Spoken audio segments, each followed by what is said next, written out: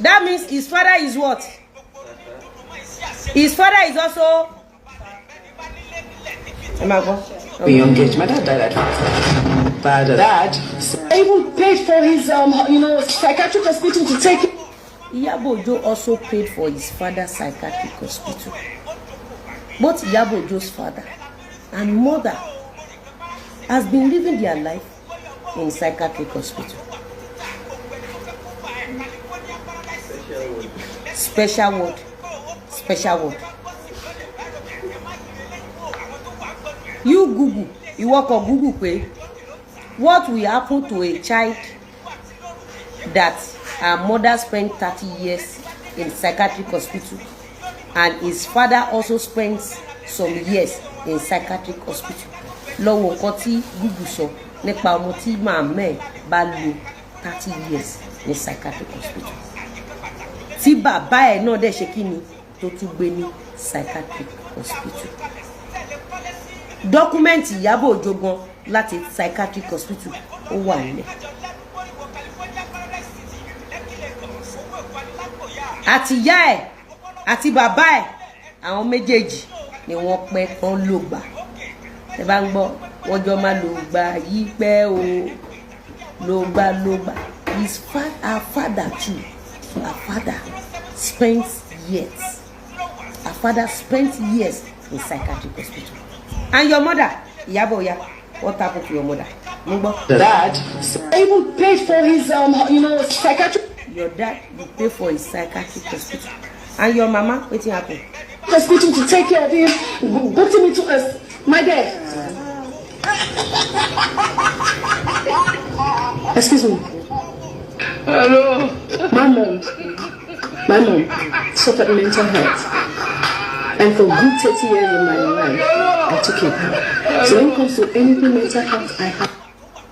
Àti ìyá àti bàbá ẹ̀ ni wọ́n pẹ́ lárò dáadáa.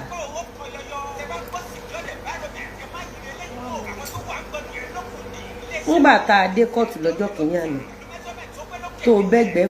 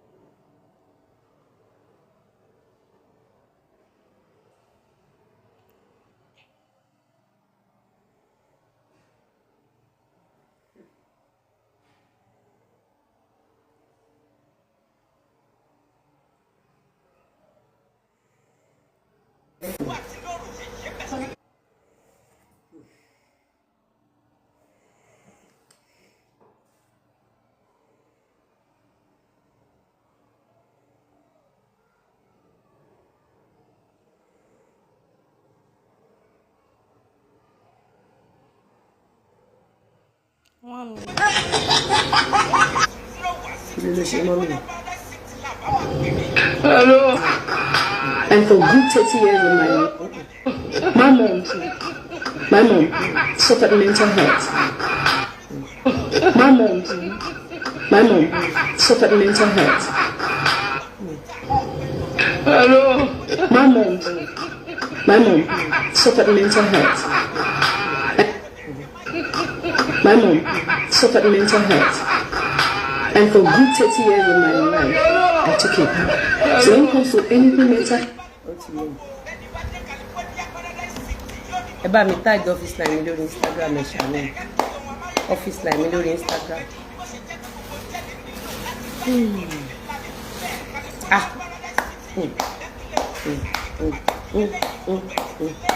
Àti bàbá àti ìyá.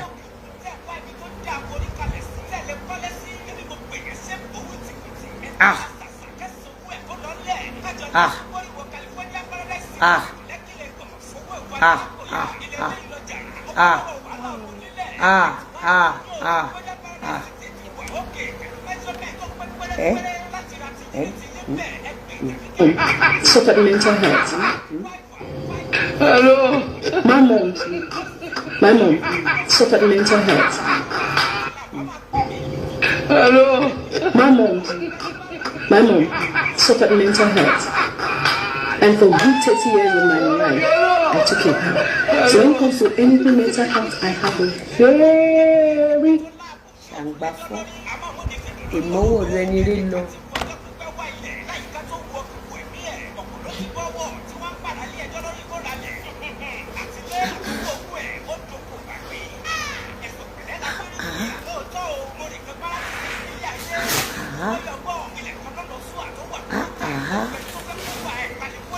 Ìyábọ̀ eléyìí kàn jọ eléyìí pọ̀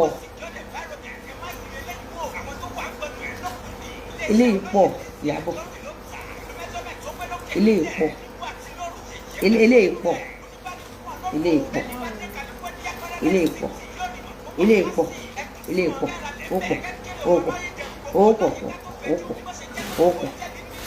pọ̀ kí ló tún sọ? For good 30 years of my life, I took it out. So when it comes to anything mental health, I have a very... My mom suffered mental health. Hello. My mom suffered mental health. Excuse me. Hello. My mom suffered mental health, and for good 30 years of my life.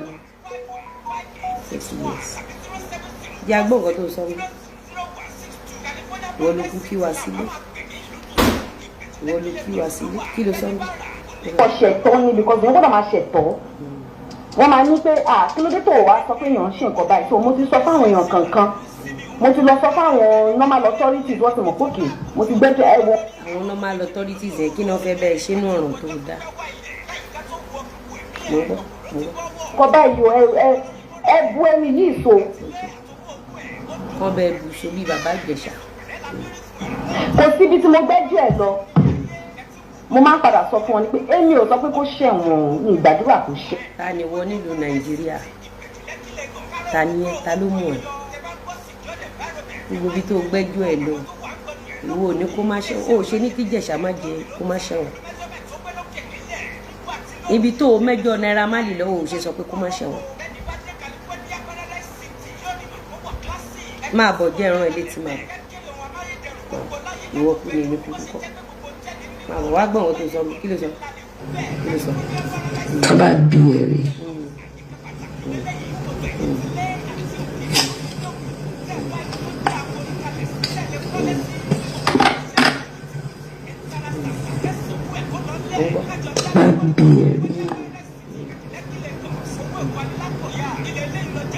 Tọ́ba bí ẹ̀rí.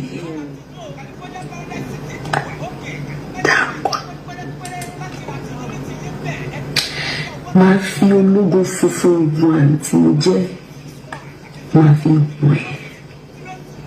Ta ló kọ́kọ́ lérí ogun? Ta ló kọ́kọ́ lérí ogun sí? Ta ló kọ́kọ́ lérí ogun? Ẹja máa gbádùn ẹ̀ lọ. Ṣé ẹ ti rẹ́dì? Tó bá tún ní ayé wa, ṣẹ̀rí death threat straight. Tó bá tún lé ayé ẹ wá. Gbogbo ṣó tí mò ń ṣe fún Ìyábọ̀ mi tí kọjá yìí ni ohun tó ṣe fún mi ni mò ń ṣe fún. Mo kàn replicate ni gẹ́lẹ́ gbogbo ohun tó sọ sí mi ni mo sọ sí. Gbogbo ohun tó ṣe fáwọn ọmọ mi ni mò ń ṣe fún. Ẹ̀yin ti gbàgbé mi ò gbàgbé. Gbogbo fídíò Ìyábọ̀ Òjó ni mo ní in case of necessity. Mo dẹ̀ ní àwọn èèyàn gidi lára. Gbogbo àwọn èèyàn mi àwọn ìyá mi àwọn bàbá mi àwọn èèyàn mi tí bá sọ nípa àwọn èèyàn mi wọ́n mọ̀ pé mi kọjá èmi léèyàn lára mi gbọ́dọ̀ ṣìwà wò gẹ́lẹ́ ohun tí Ìyábọ̀ Òjó ṣe fún mi kódà mi tí ì ṣe ìlà kan a ṣẹ̀ṣẹ̀ bẹ̀rẹ̀ ni ohun tó ṣe fún mi gẹ́lẹ́ ni mo ṣe fún. Ta ló kọ́kọ́ lérí ògùn sí? Ta ló kọ́kọ́ ṣe death threat sí pé tó bá tún lé ayé ẹ wá ẹ rí i pé ọ̀rọ̀ tẹ́ ń gbọ́ lẹ́nu mi ọ̀rọ̀ tóun náà ti sọ sí mi ni wọ́n fi bèbí kan onílọ̀ oúnjẹ ọwọ́ apá kan báyìí sí mi àwọn ará kìíní àwọn yẹn distracting mo ń gbọ́ ó yá mo ń gbọ́. Tó bá tún ní ayé wa tó bá tún ní ayé wa tó bá tún ní ayé wa wàá ṣe ẹjọ́. Ta ló pọ̀ tiẹ̀ mo ní fúlẹ̀ lọ́wọ́ mo ní fún wọn náà lọ́wọ́ mo ní fún wọn náà lọ́wọ́ tó gbàsì mo ní fún wọn náà lọ́wọ́ tó gbàsì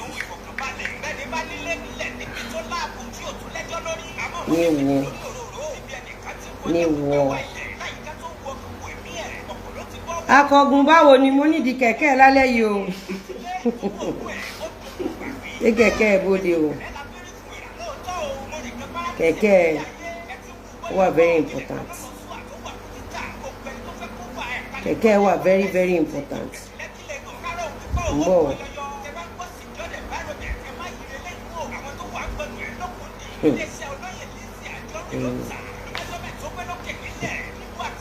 Ìyábọ̀ Òjó tó lọ túmọ̀ tí Ìyábọ̀ Òjó tó súnmọ́ TV station tó dẹ̀ fi TV station tó fi ń ṣèkà fáwọn èèyàn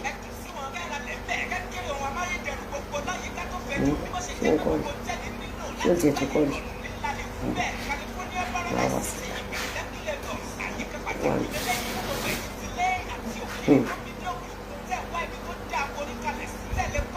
gbogbo TV station ló fi ń ba yé àwọn èèyàn jẹ́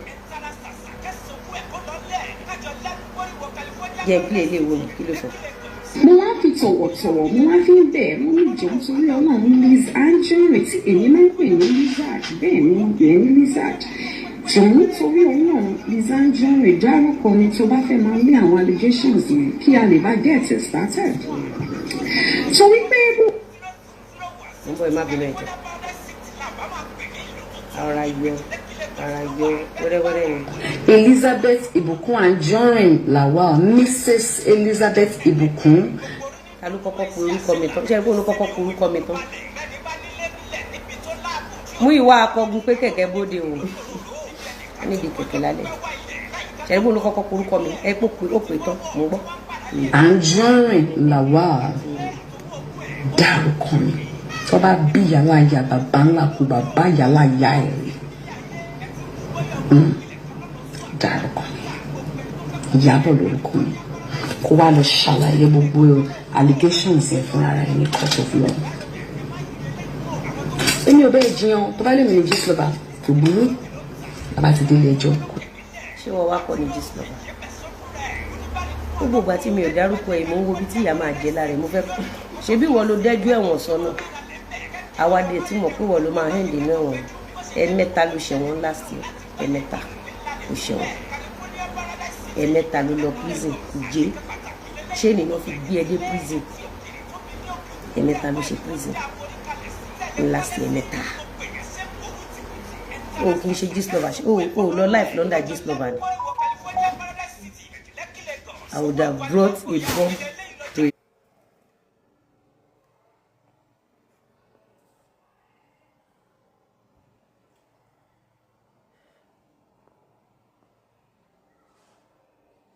Knife fight wọ́n máa mì ẹ bá sáré lo gbogbo resources yín ebi yàn ṣe máa ń jà nìyẹn ẹ ti ẹ mọ̀já jà. ṣàlàyé onímọ̀ fẹ́ dàda kan kò burú bàbá ti délé ẹjọ́. ṣé òdo ni ṣé òdo Naira Marley ni ṣé òfẹnu ara ẹ sọ pé òdo ni òfẹnu ara ẹ sọ pé òdo gbogbo allegation yàwá ní material lọ́wọ́ ń gbà yẹn náà òrùpá àkọ́ mali allegation against òdo náà òdo ló fi gba flower ẹ̀.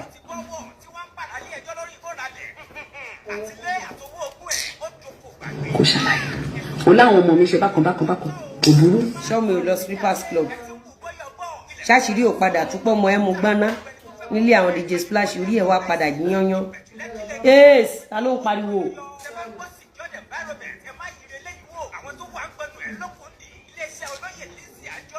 ṣé àṣírí ò padà tú ni ṣáṣírí ò padà tú mo ń gbọ́. àti dé ẹjọ́ ó ní ọkọ tí mò ń fẹ́ ó ṣe bákan kò burú. ẹ ṣó dúró rẹ ni ó bẹ́ǹdì ó wọ̀ gbogbo ẹpọn ẹ ti máa rọ gbogbo skin ẹ ti máa dẹ̀. Ìyábọ̀ ibo ni Mohbad ti perform ní London ibo ni Mohbad ti perform ní London it is very important ibo ni Mohbad ti perform ní London ó ní fídíò tí mo wá dé bí. Gbogbo nǹkan tó bá sọ bàbá ti délé onínìra ilé gan pé mo rẹ́ǹtì lé mi gan burú bàbá ti dé. àwọn fàkí ló wá padà ṣẹlẹ̀ ẹ̀yin èèyàn ẹ fún mi ní allegation kan tí àṣírí ò ti tú báyìí a ní Gistlover ni a ló rẹ́ǹtì lé mi ilé ẹ̀ wádà lé mi Lilu King buy clothes from me buy clothes bending roller waist ó wọ́ tòótọ́ àwa ò ní sọ nǹkan tá a rí ó wọ́ Ọlọ́run ó wọ́ kẹ̀kẹ́ bàjẹ́ kò ṣe é repair ni ó wọ́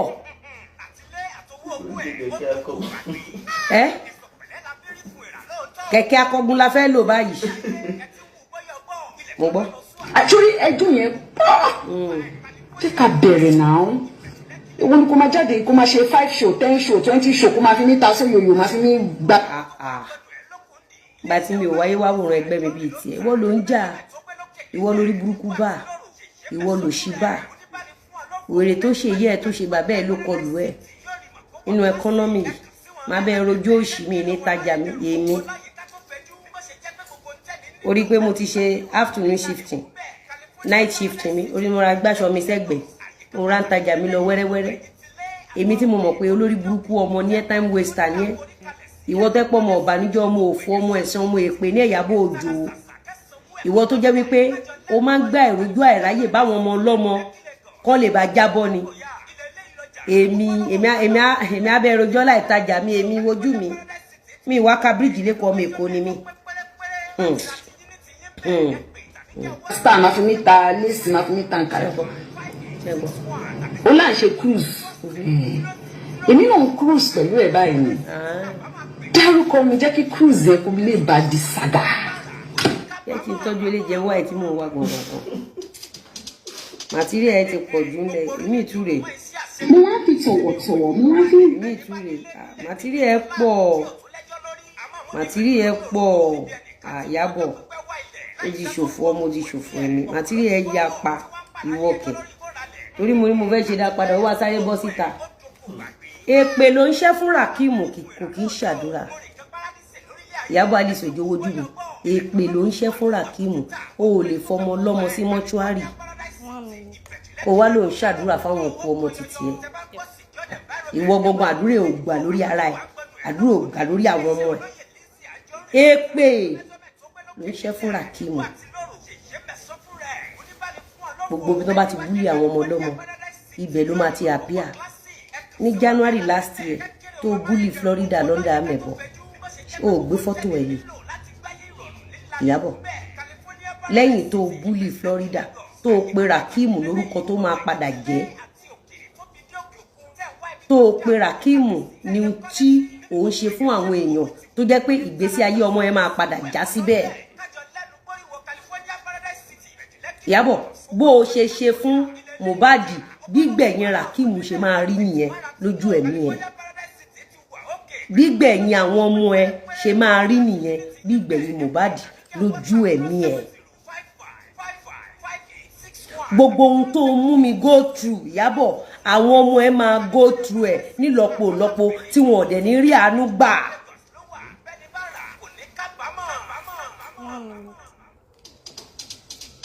tí wọn ò dẹ̀ ní rí àánú gbà gbogbo ohun tó ṣe fún Naira Marley náà máa ṣe fún àwọn ọmọ ẹ lójú ẹ̀mí ẹ tó ò dẹ̀ ní rí àánú gbà torí àánú làwa fi ráyé gbé Ìyábọ̀ ó plan pé ká wà láyé àánú Ọlọ́run nìkan ló gbé wa ró.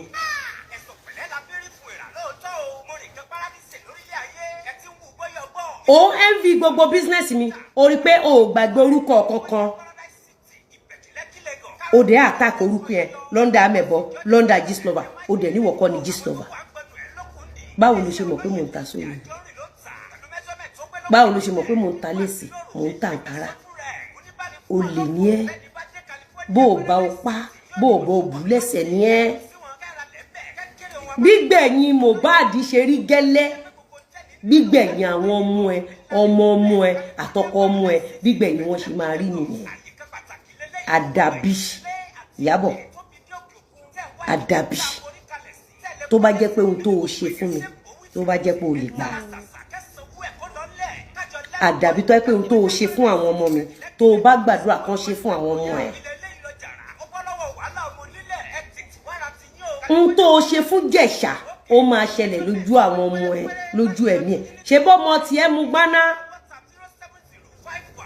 ta ló pe NDLA fọmọ ẹ pé kó lọ sẹ́wọ̀n tó bá jọmọ ní tíátà kan ló mú gbaná bákọ̀ bí ẹ ṣe mú gbaná o máa kọ́ fún arrest ọmọ yẹn ni pé kó lọ sẹ́wọ̀n ọmọ títí ẹ fọwọ́ bò ó ń bá yí àwọn ọmọ ọlọ́mọ jẹ́ bá yí àwọn ọmọ ẹ àtàyé ọmọ ẹ bó ṣe máa bàjẹ́ lójú ẹ̀mí ẹ̀ nìyẹn Ìyábọ̀ Alice Ojo ọmọ Fẹ́túgà ọmọ Olúbùnmi Fẹ́túgà ò ń ṣàdúrà fún àwọn ọmọ ẹ ó dẹ̀ ń bá yí àwọn ọmọ ọlọ́mọ jẹ́ ó mọ̀ pé tó o bá ṣe fún àwọn ọmọ ọlọ́mọ orí aláìṣẹ̀ ó máa jẹ́ ti tàwọn ọmọ ẹ̀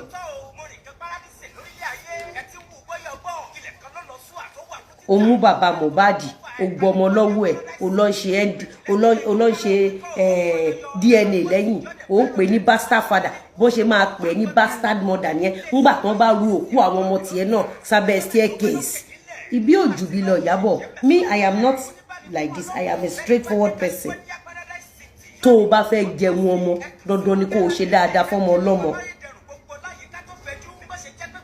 tó o bá fẹ́ rí tiẹ̀ wò gba bí amọ̀ mi láyè kó rí ọmọ ẹ̀ wò tó o bá fẹ́ kí iṣu ọmọ ẹ kó jiná fún ẹ jẹ́ kí abiyamọ mi jẹ́ kó ráyè kó nọ́mọ iṣu ọmọ ẹ kó jiná lójú ẹ̀mí ẹ̀ olórí burúkú obìnrin ní Ìyábọ̀ Alice Ojo ìkà ni ẹ́ apànìyàn ni ẹ́ abatẹnijẹ́ ni ẹ́ olórí burúkú ẹ̀dá ni ẹ́ o mọ́mọ títí ẹ́ o lọ rẹ́ǹtì ọkọ fún o má wọn ọmọ ọlọ́mọ o ń discourage wọn single mother o single mother o single o dẹ̀ mú títí ẹ́ o lọ rẹ́ǹtì ọkọ ìwọ àtọmọ ẹlẹ́jọ́ raṣọ 13 sí lọ́rùn ẹjọ́ raṣu ẹjọ́ rọ̀dùnkún ìwọ àtọmọ ẹlẹ́jọ́ jókòó tẹjọ́ fowó sẹ́ńfílọ́ọ̀pù owó tán fi dáná fún ẹ o dẹ̀ mú àwọn ọmọ ọlọ́mọ o kó wọn sí WhatsApp group o hijack ayé wọn o hijack brain wọn o bẹ̀ ní brainwash wọn wọ́n wá di terror sórí social media àwọn ọmọ tó kó sí WhatsApp kí ló ṣẹlẹ̀ sí ìyá títí wọn ṣé kò yẹ kí ìyá títí wọn náà kó gbàṣù lórí wọn ṣé kò yẹ kí ìyá wọn kó gba ẹran ewúrẹ́ lórí wọn ṣé bí wọ́n ṣe jókòó tó lọ rẹ́ǹtì ọkọ fọ́mọ títí yẹn ṣé àwọn ọmọ yẹn náà lẹ́tọ̀ọ́ kan ṣe ìgbéyàwó lójú àwọn òbí wọn ìwọ tọ́lọ́run ti gégùn fún Ìyábọ̀ Alice Ojo ìwọ tí Ọlọ́run ti gégùn fún àdúrà wo ló ń ṣe o ò rí èpè táwọn èèyàn fún ẹ comment section ìwọ ni wọ́n ń ṣàdúrà fún Florida Ìyábọ̀ níwọ tó lọ láìkì ó dá kí ló mú ẹ súnmọ́ Dọ̀kásì ṣé kí n ṣe nítorí èpèdè tó ṣe fúnra kí mo kó òjijì tó wà lọ́wọ́ ẹ̀ fún mi ló ní tíátà tó rí pẹ̀lú àwọn Dọ̀kásì fún mi ló ní tíátà tó rí pẹ̀lú àwọn tó lọ ń ṣe RIP àwọn èèyàn Ìyábọ̀ lẹ́yìn ìgbà tí Akeem TikTok tó ṣe RIP ó lọ́bẹ gbogbo bó ṣe ń ṣe RIP ó lọ́bẹ ó lọ́ love and like gbogbo ẹ̀ lábẹ́ mọ́ǹchì síbí olórí burúkú awáyé má ṣe rere ẹ òun pàyà oníyà òun pa bàbá oníbàbá torí kò fẹ́ fọmọ wọn gba donation olórí burúkú ẹ wá bẹ̀ sí ní ṣàdúrà fọmọ tó máa mọ sàárì ẹ bí eégún àti pàkọ́ wọn wá ní ẹ yẹ́sìdè